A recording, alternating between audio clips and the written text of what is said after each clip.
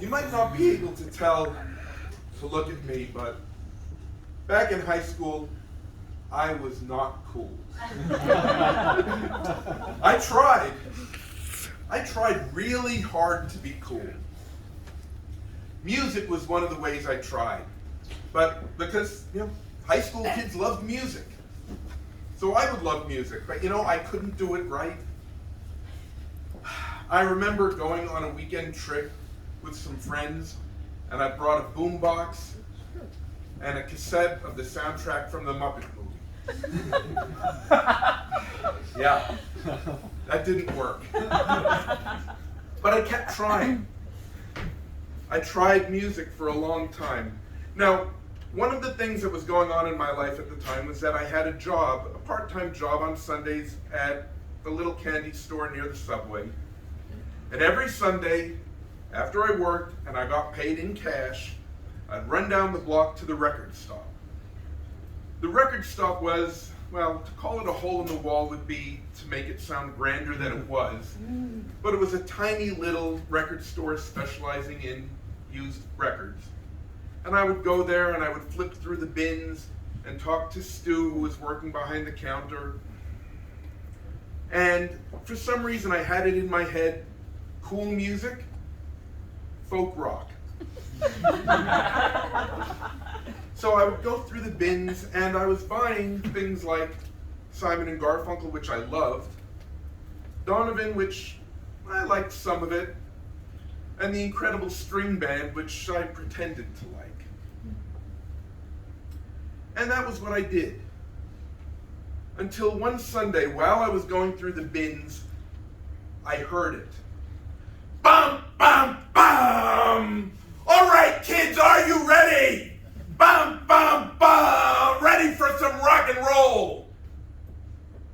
And that sound, that's the only way to describe it, a sound that hit my brain like a ton of bricks. It was something I had never heard before, and it affected me like no sound I had ever heard before. And suddenly, I knew what music I loved. I talked to Stu. I had to find out what it was. It was a posthumously released compilation of material from the career of a British pub rock band called Ducks Deluxe. You can laugh, but at that moment, I loved Ducks Deluxe. And I had to have that album, and I brought it home. I bought it, I brought it home, and I listened to it, and I listened to it again, and again, and again. I listened to it until I had every note on that record memorized. And that was my new favorite music. Now, at the time, we didn't have, this was before the widespread adoption of the internet. We didn't have we didn't have Wikipedia, we didn't have Google. I couldn't look up Ducks Deluxe.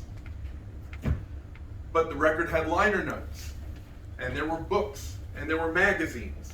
And we didn't have Amazon either to buy other records. But we had J&R Music World with huge displays, and we had Tower Records with huge displays, and we had St. Mark's Sounds, which had bin after bin of used records. And I read up on Ducks Deluxe, and I read up on the people who were in it, and I read up on the groups that they were in, until I had this, and it took a long time, but I developed this huge working knowledge of pub rock and all the music related to it. And I knew, well, this guy was in this group with this guy who was in this other group with this guy.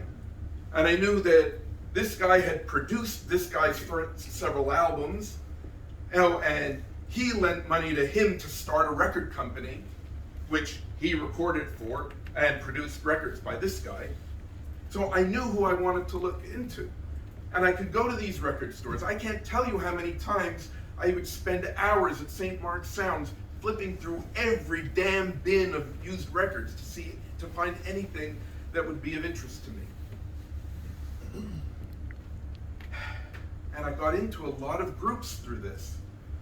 The Fabulous Poodles, Dr. Feelgood, Brinsley Schwartz. And I loved these groups. Elvis Costello was another. But Ducks Deluxe was still my favorite group. So much so, now I don't know who was around then or who remembers, but denim jackets with band logos or album covers painted on the back were cool.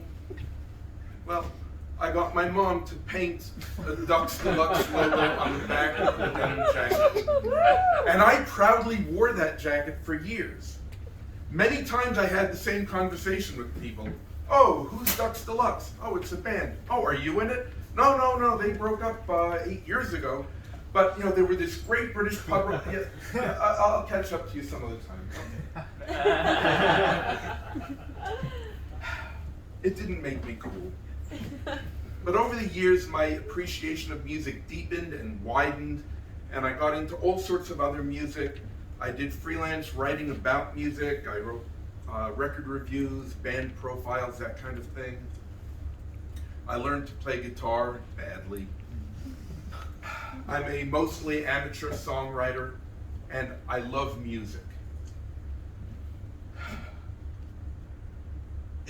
I'm still not cool.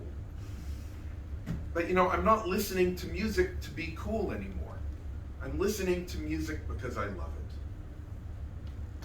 Thank you.